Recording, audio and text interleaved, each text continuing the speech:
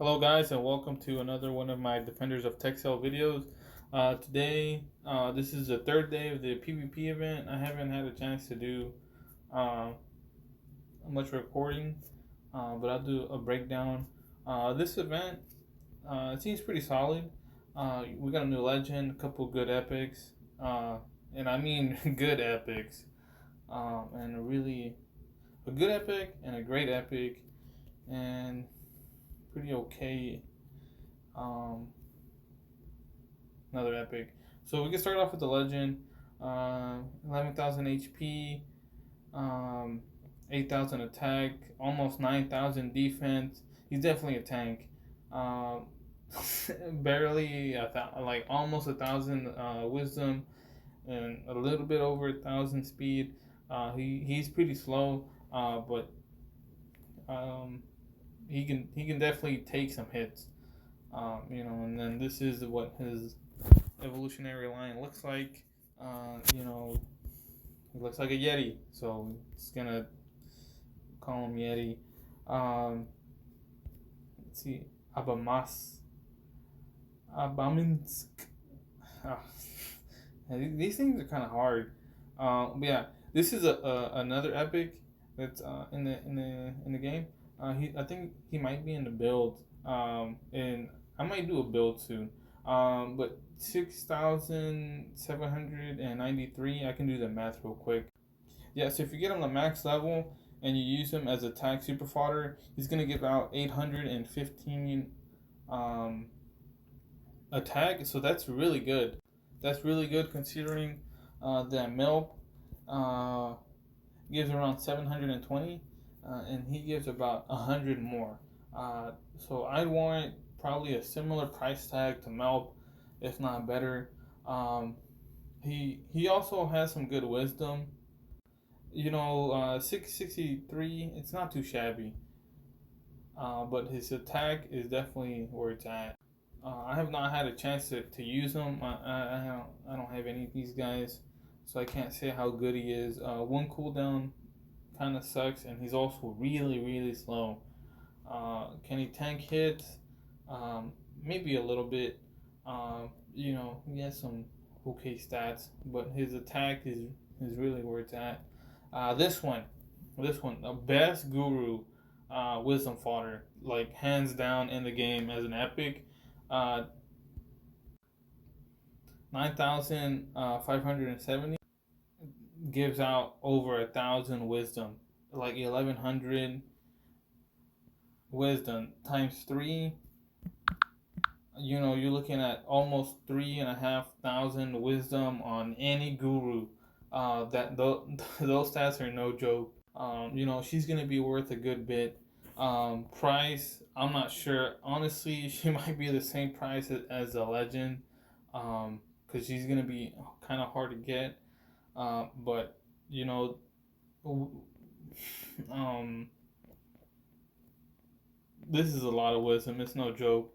Her one cooldown. I mean, I'd like to test her out, but I think she's gonna be out of my price range. Bedwetter. I don't know what that ability does, but it might make you wet the bed. These guys. Let's see.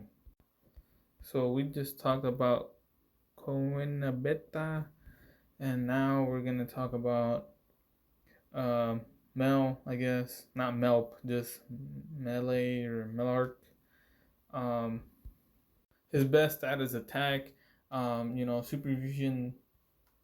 This is the equation for the superfusion, the max stat, or not the max stat, but whatever stat you want to use to superfuse times 0.12% is 577.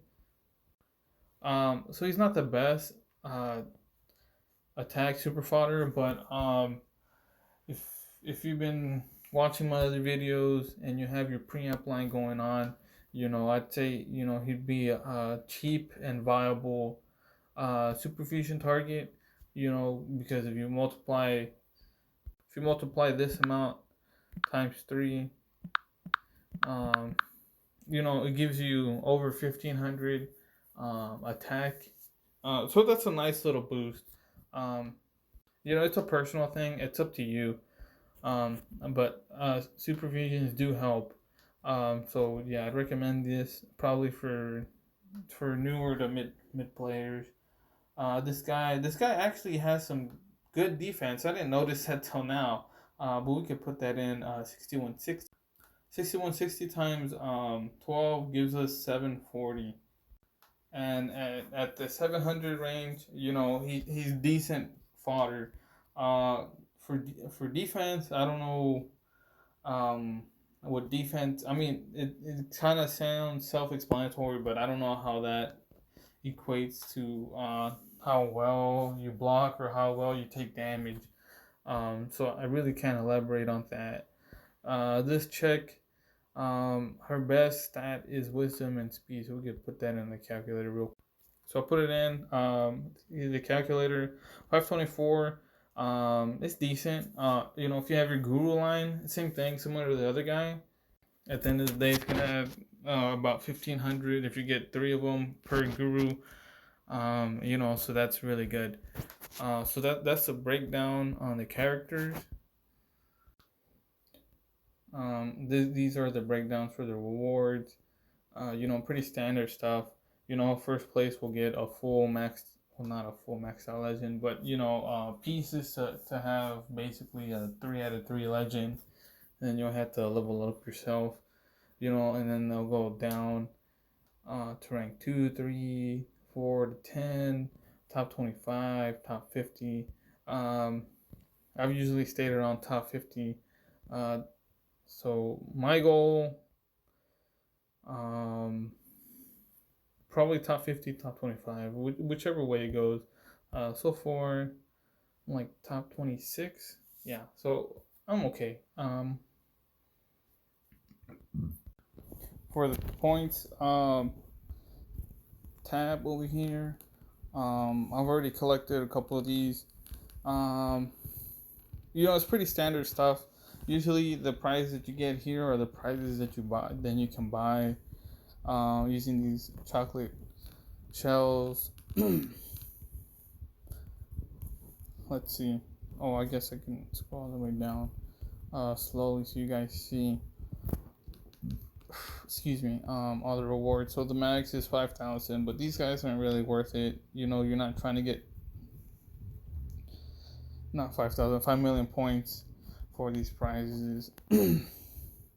So, get this guy, you get your leaves, your next bits. Like day 3, I've already gotten a couple shells. I still have like 1,000 shells. It would have been neat to have 1, 2, 3, 4. But anyways, I've already bought all the Nux bits I could. 50 was the limit. I already bought 5 bitters, 5 Nux. 5 was the limit. I'll probably buy some glue later. Actually, I'll buy some of these so I can put this on the video as well. That way I can do 100 and I can show y'all what's on the build. Another thing real quick, PvP works a little bit differently. These guys don't have 10% edge bonus. They just give 10% extra points from here. So these are the new ones, the absolute new ones. Let's see. Right here, these characters were all in the previous event. The previous event was dungeon, and they give 5% boost. So that's why some teams are set up the way they are. Some of these are older characters. I don't know when they're released. She seems actually really good because I think this is like the second time I've seen her in these events. So that's pretty good. And then she was actually in the dungeon. Now that I remember from last event for the Floth event. So last event, these guys were the ones that came out, or all of these. All right, so real quick, my battle points have almost reached all 3 of them. So I'm gonna try and not hit Serendipity right now, and try and hit other defenders. There we go. And I'm gonna battle them. I'll show you my team, how it's set up. Let's see. All right, I'm gonna battle the one in the middle. The one in the end, I don't want to risk it. I do not want to lose my win streak. I know this guy has preamp, so I'm gonna throw this line under the bus, and then my preamp guys, my silics. Yeah, so this chick, she's mainly there just for the extra points. So since Sloth gives zero point 0.5 and the Spider Chick gives 0.1, it adds up to 0.2, and your normal edge is already 0.10. So it adds up in the end. Another thing, real quick, the streak win bonus. Every 30 win streaks, you get 5 extra points. So I've already had 5 30 win streaks, and I'm working on my 6th one. So it's another really important thing to point out for PvP is how you stack points. For newer players, I do understand that it is a lot harder because it kind of just jumps. Like you have these crappy little like easy to beat like from level 15, and it just jumps up to this. This is a guru line. Like if you don't have a preamp line, like you probably won't be able to beat it. And then you do have like legends. This is actually one of the better legends. Um, so I do know that it is hard to beat them, but it's also good to know like your matchups. So see, like these guys are gurus. I already knew my preamp guys were gonna attack first, and just in case they weren't gonna be able to get rid of them, I had these other lines to take care of them. Yeah, there's no way I can beat these guys. These guys have their special edition. And then this guy's actually Rolls, which is the best preamp guy in the game. He's even better than my Silic line. Not counting superfusions. I mean, of course you can superfusion, and he'd still be better. And then actually, she's great. I love Kirk and Nurgle. I mean, I have a Nurgle. But Kirk heals. She's a healer and a guru that deals wisdom based damage. Um, so I want to say she's really solid. Um,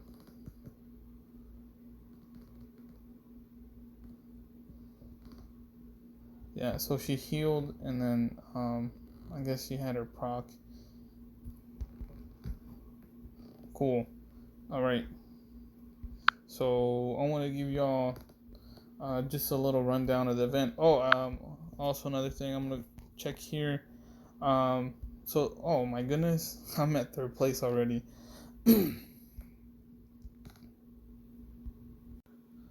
Real quick, another thing that they did do, they updated the prices because I think in previous PvP events, there was no way you're gonna get an epic and not even 2. So that's really good. And this is Echelon 3, so I'm on the 2nd best tier today. Let's see, and then it goes down, and then since these things are definitely worth it, I'd say they're gonna be worth about at least 10 nugs per epic. So if you spend 20 nugs and you get 1st place, or less than that, then that would be your profit plus whatever points and whatnot, and then you can break down 12 by 6. These are probably going to be worth two nugs a piece, and so on and so forth. And then these guys are just defense. We already talked about them. I was thinking about breaking the video into 2 parts, but I decided not to because it's already like 15 minutes long.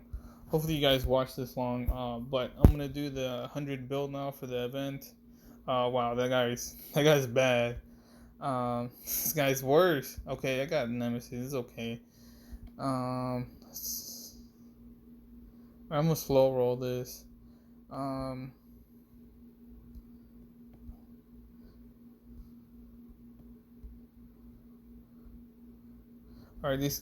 most of these uncommons kind of suck. But they are better than gray wisdom fodder, or not wisdom fodder. These gray things, they're slightly better. Okay, so I got an event guy, but I mean, an uncommon is not gonna do anything for me right now. She was from the past event. She was not that great. So I kind of just got turned her into fodder, just kept her around.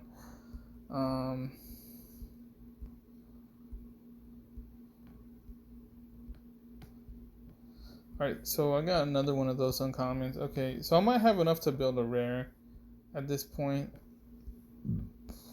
Excuse me. So that's kind of cool.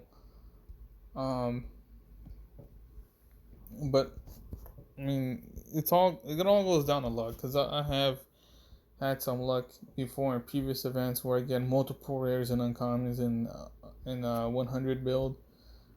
Usually in dungeons. I feel like dungeons is probably my favorite format. Just my favorite event. Because I can get more builds in. Third day. So it's kind of a grind. Oh, okay. I was gonna say I have to manually tap these to go on and so forth. But I finally clicked all 100 of them, and then let's see. So I have enough here. I don't think this guy's any good. Cool. So if I get one more uncommon, I can get another rare and then turn him into an epic. All right. No animations. I know the original game did have animations, but it's fine. So I ended up getting almost 2 rares worth of these uncommons, plus whatever I had. You can go back and do the math on them. But that's it. That's kind of like the breakdown and everything that's going on in the event. These are the guys that are playing. Another thing that I need to make note. I'll pause it real quick and go to the Discord. So real quick, I already checked on it, but it was part of the announcements on the 27th, and today's the 29th. So he said so Usagi, he's the guy that runs the dot alpha. New roles are here. Oh no, that's not what I wanted. No, updates. Yeah, my bad. So he said he finished adjusting the rewards for automatic events. Additionally, a few other changes were made, namely to mission difficulties, rewards, and PvP bracket rewards. I'll post a full update note, including all changes in Phase 2 in the upcoming days. Could be next week. He's about 75% done with the rework for all the builds. So that's pretty good that he's keeping us in touch. And then other stuff. But I definitely have noticed the different rewards on PvP. Like I stated before, those epic wisdom gurus. From back in the day, previous to this event, the rewards weren't that great. And then we'll see how the rewards roll out in the next couple of days. Yeah, if I get promoted into the next echelon, I'll show you guys the rewards. I should have taken screenshots from yesterday's and the day before, but maybe next time. Sorry guys, but thanks for watching. If you watch this far, and then I'll keep y'all posted whenever I can. So thanks for watching, and I'll see you next time.